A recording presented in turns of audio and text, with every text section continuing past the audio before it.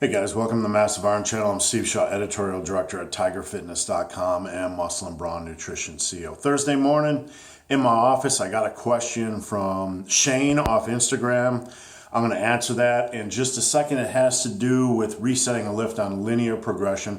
Before I get into that topic, guys, I encourage you, if you have a question for me, this is hashtag AskBHUD, the big, hairy, ugly dude. You can tell I'm a little bit hairy and pretty much ugly. You can check out the information below. Post your questions on Twitter, on Instagram, or my Facebook fan page. I'll try to answer as many as I can in video. So the question is, ask BHUD, the big, hairy, ugly dude. Steve, this is in regards to resetting a lift on linear progression. Linear progression. For those of you guys that don't know, linear progression is basically when you're on squats or bench, adding 5 or 10 pounds a week. Typically 5 pounds. On big lifts like squats and deadlifts, it could be up to 10 pounds on programs like 20 rep squats or whatever. So linear progression is just you start with a rep range, maybe it's 5 reps per set, and each week you try to add a little bit of weight to that, to that lift. So he says, regards to resetting a lift on linear progression, if I am doing deadlifts for 1x5, 1 set by 5 reps, and can only get 3 reps, then next week I get 4, then hopefully 5 the next.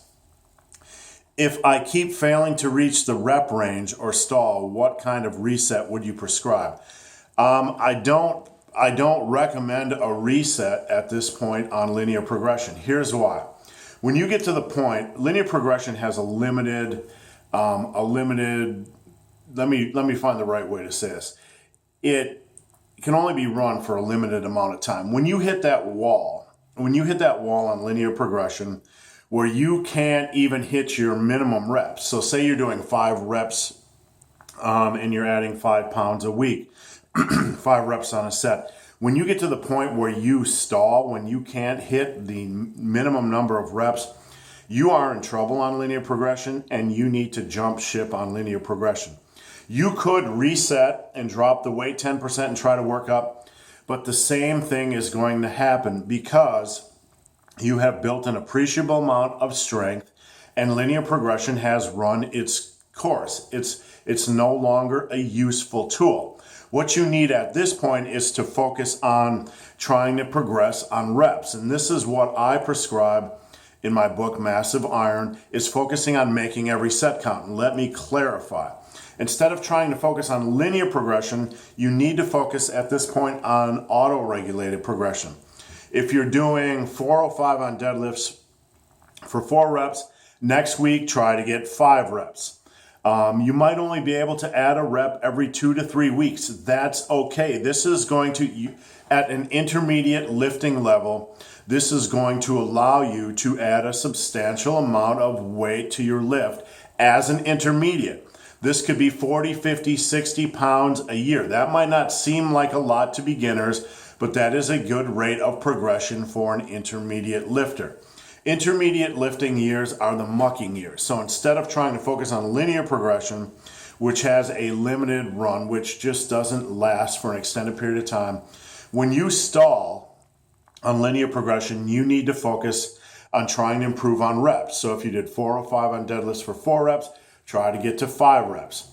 Keep trying to add a rep, and we're talking quality reps with only good form until you get to about 8 reps, and then maybe add 5 pounds. And that's how I would do it. So if you're on a linear progression program and you're doing bench, it's a 5 rep set, and you're doing benches, squats, or deads, I would work up using auto-regulated progression until you get to about 8 reps.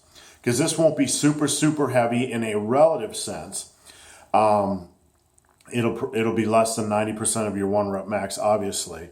Probably more like 85 or 82.5 or whatever. When you get to about 8 reps or more per set, then I would add 5 pounds.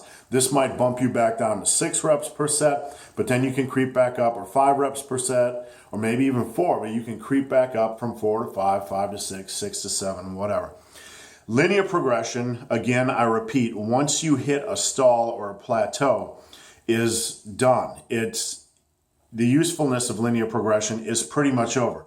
you can reset the lift and drop it down by X percentage of weight, 10 or 15 or whatever, and you can ride that back up, but all you're going to be doing is wasting time because you're going to be getting right back to where you left off, and odds are you aren't going to be that much stronger. So at that point, it's more imperative that you make every set count. Now, the benefits of making sets count using auto-regulated progression, when I say making sets count, I mean pushing them for as many quality reps as possible, is you're going to be recruiting a near maximal amount of muscle fibers.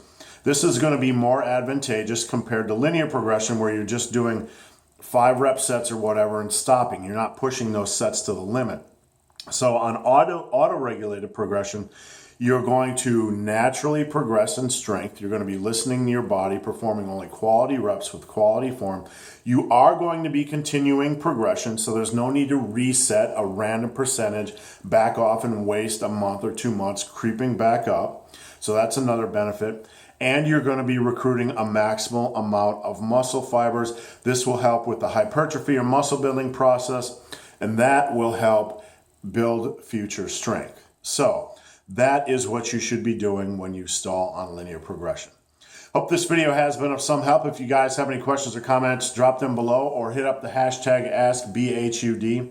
If you've made it this far in this video and have yet to subscribe to my channel, please do. I'd appreciate the support. So guys, as always, thanks for watching. Have a great day.